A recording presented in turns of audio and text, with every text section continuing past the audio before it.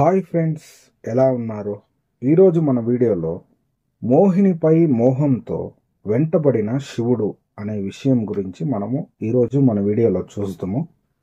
ఈ వీడియో కేవలము ఎవరెవరైతే క్రైస్తవులను నిందించి దూషించి చెడుగా ప్రచారం చేస్తున్నారో అటువంటి వారి కొరకై ఈ వీడియో చేయబడుతుంది. మిగిలిన మంచి హైందవుల కొరకై మాత్రం కాదు. అటువంటి వారు ఎవరైనా ఉంటే మీరు ఇప్పుడే ఈ వీడియోని స్టాప్ చేయండి. మోహినిపై మోహంతో వెంటపడిన శివుడు. విష్ణువు యొక్క మోహిని అవతారాన్ని శివుడు చూడాలి అనుకుంటాడు. వెంటనే విష్ణువు మోహిని అనే ఒక అందమైన స్త్రీ రూపాన్ని ధరిస్తాడు.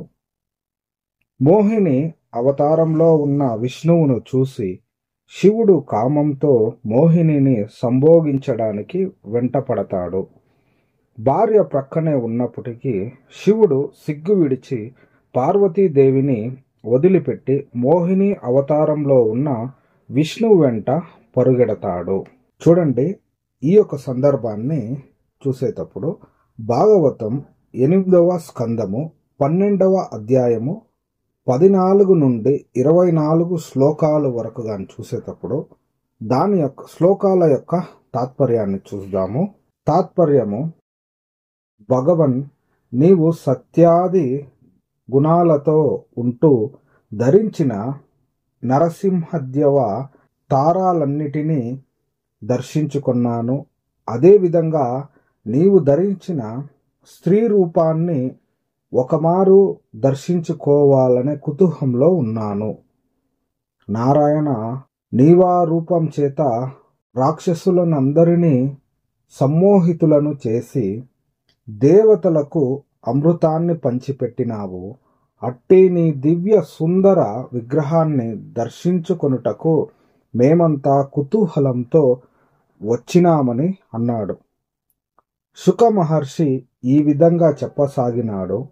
ఈ విధంగా శివుడు శ్రీమన్నారాయణుని ప్రార్థించినందువల్ల పరమాత్మ తన మనస్సులో నవ్వుకొని భావ గంభీరమైన వాక్కులతో ఈ విధంగా అన్నాడు. శ్రీహరి ఇట్లన్నాడు: మహేష, రాక్షసులు అమృత భాండాన్ని అపహరించినందువల్ల దేవతల యొక్క క్షేమాన్ని కోరుతూ రాక్షసులకు కుతూహలాన్ని కలిగించే స్త్రీ రూపాన్ని నేను ధరించినాను. దేవతా శ్రేష్ఠుడా, స్త్రీ రూపం కాముకులకు కుతూహలాన్ని కలిగిస్తూ వారి యందు కామభావాన్ని రేకెత్తించింది. అట్టి మోహన రూపాన్ని సందర్శించుకోవాలనే నీ కోరికను తప్పక తీరుస్తానని అన్నాడు. శుక మహర్షి ఈ విధంగా చెప్పసాగినాడు. ఈ విధంగా శంకరునితో పరమాత్మ మాట్లాడుతూనే అక్కడ అదృశ్యమైనాడు. అతని గూర్చి మహాదేవుడు తన భార్య అయిన పార్వతీదేవితో కలిసి నలువైపులా చూడసాగినాడు. తరువాత మహేశ్వరునికి విచిత్రమైన పుష్పాలు, అరుణాలైన పల్లవాలున్న వృక్షాలతో శోభిస్తూ ఉన్న పూదోటలో ఒక అందమైన స్త్రీ కనిపించింది. ఆమె పట్టు వస్త్రాన్ని ధరించి బంతితో ఆటలాడు కొనసాగింది.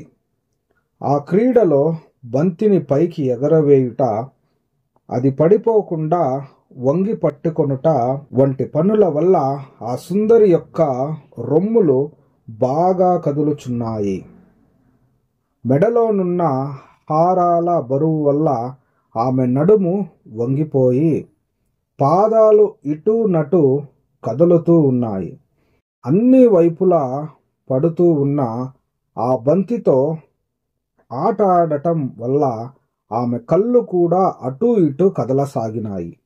ఆమె చెవులకు అందమైన కుండలాలు ధరించి ఉంది. ఆ కుండలాలు నల్లనైన కురుల వల్ల ఆమె ముఖము చాలా సుందరంగా కనిపించసాగింది. బంతిని ఆడుతూ ఉంటే ఆమె వస్త్రము కొప్పు మాటి మాటికి జారిపోతూ ఉంటే ఎడమ చేతితో వాటిని సరిదిద్దుకొనసాగింది.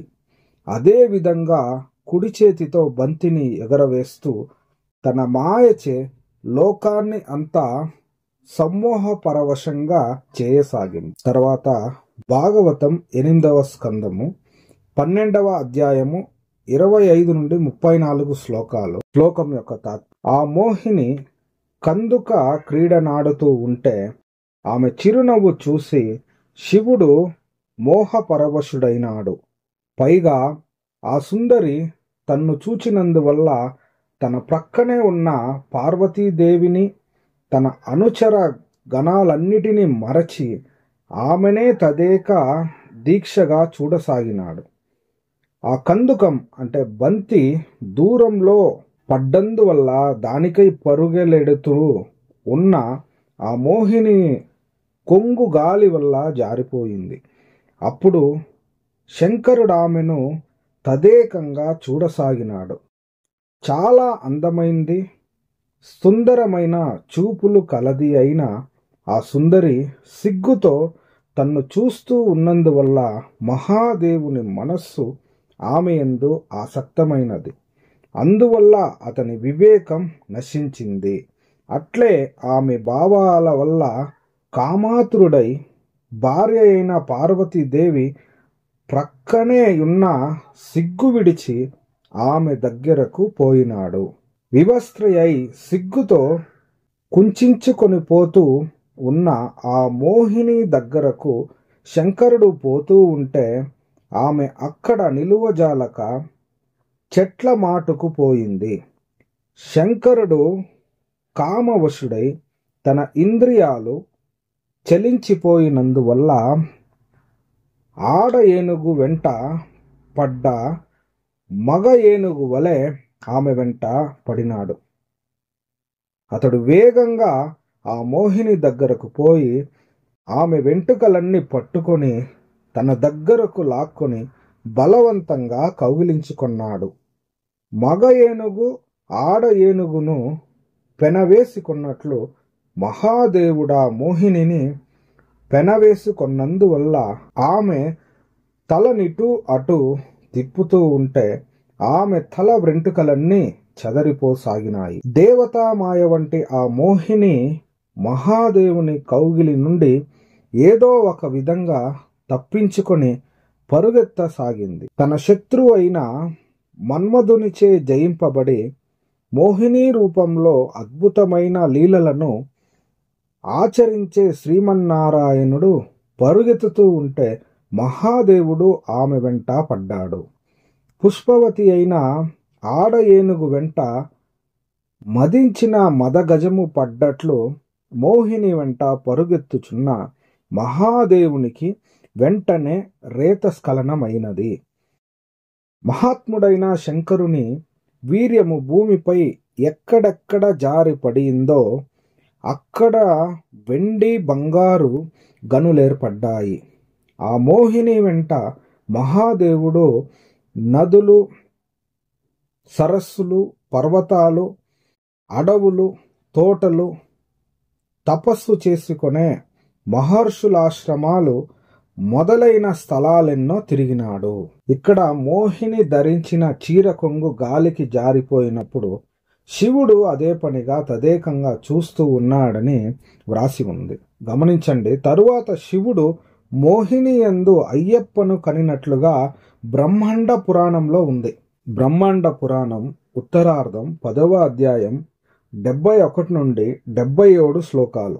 శ్లోకం యొక్క తాత్పర్యము: ఆమె సర్వ ఆభరణములను అలంకరించుకున్నది. ప్రస్తుతము కందుక క్రీడ బంతాటలో నిమగ్నమయ్యున్నది. ఆ ఆటచే ఆభరణములన్నీ కదలుచున్నవి. అట్టి మోహినిని జూచిన వెంటనే ఈశ్వరుడు ఉమను వదిలి ఆమె వెంట పరుగెత్తెను. ఉమాదేవి కూడా మోహిని వెంట పరుగిడుచున్న తన ప్రియుని బాగుగా చూసి మిక్కిలి ఆశ్చర్యము చెంది తనను తన సౌందర్యమును నిందించుకొనెను. అసూయతో తల వంచుకొని నిలుచుండెను. చిట్ట చివరకు శివుడు ఆ మోహినిని మాటి మాటికి కౌగిలించుకొనెను. మోహిని కూడా దూరముగా విదిలించుకొని పరుగెత్తుచుండెను. కామంతో ఉన్న శివుడు ఆమెను మరలా పట్టుకొని అతివేగముగా ఆమె యందు వీర్యస్ఖలనము చేసెను. ఓ అగస్త్య మహర్షి, దాని నుండి మహాబలుడు దేవుడైన మహాశాస్త్ర ఆవిర్భవించెను. అతడు అనేక కోటి దైత్యేంద్రియుల గర్వమును నశింపజేయు సమర్థుడు. శివుని వీర్య బిందువులు భూమి మీద పడిన చోట్లల్లా ఆ భూభాగం మొత్తం వెండి బంగారములుగా మారిపోయిన. ఇక్కడ చూస్తే ఇక్కడ మహాశాస్త్ర అంటే అయ్యప్ప. అయ్యప్పకు మహాశాస్త్ర అనే పేరు గాని ఉంది. అయ్యప్పను స్తుతించేటప్పుడు మహాశాస్త్ర అనే నామాన్ని కూడా వాడతారు. ఈ సంఘటనను మనం ఒకసారి పరిశీలిద్దాం. భార్య ప్రక్కనే ఉన్నా కూడా కామంతో పరాయి స్త్రీ పొందు కోసం ఆమె వెంట పరుగెత్తాడు అంటే ఎంత దుర్మార్గం! శివుడు చేసిన పనికి తన భార్య అయిన పార్వతి సిగ్గుతో తలదించుకుంది అంటే శివుడు ఎంత నీచమైన పని చేశాడో ఆలోచించండి. ఇక్కడ ఆశ్చర్యకరమైన ఒక సంగతి ఏమిటంటే, మోహిని రూపంలో ఉన్న ఆ స్త్రీ విష్ణువే అన్న సంగతి శివుడికి తెలుసు. తెలిసి కూడా ఈ విధంగా చేశాడు అంటే ఇతడు దేవుడెలా అవుతాడు? మనుష్యులు కూడా ఇలాంటి లజ్జమాలిన పనులు చేయరు కదా. ఇంత తీవ్రమైన శరీర ఆశతో కామంతో రగిలిపోయే వారిని, కోరికల్ని అదుపులో పెట్టుకోలేని వారిని, స్త్రీ వ్యామోహ పరులను, నైతిక విలువలు లేని వారిని దేవుళ్ళుగా పూజించాలా? విఘ్నులైన హైందవ సహోదరి సహోదరులారా, మీరే ఆలోచించండి. ఈ గ్రంథాలలో ఈ రీతిగా అనేకమైన కామ కోరికలు తీర్చుకునే దాని కొరకై అనేక విషయాలు రాయబడి ఉంటే, వీటిని చదివి వీటిని పరీక్షించుకోకుండా బైబిల్లో తప్పులున్నాయని, బైబిల్లో బూతులున్నాయని అనేకమైన నీచమైన కార్యాలు చేస్తా ఉన్నారు. ఒక వీడియో చేయడానికి గల ముఖ్యమైన ఒక ఉద్దేశము, మీరందరూ సత్యాన్ని తెలుసుకోండి. మీరందరూ సత్యాన్ని తెలుసుకుంటే సత్యమే మిమ్మల్ని నడిపిస్తుంది. ఈ యొక్క చిన్న వీడియో మీకు కానీ నచ్చినట్లయితే లైక్ చేయండి, షేర్ చేయండి. ఇటువంటి మరెన్నో వీడియోల కొరకు మా ఛానల్ని సబ్స్క్రైబ్ చేసుకోండి. దేవుడు మిమ్మల్ని ఎక్కువగా కాపాడునుగాక.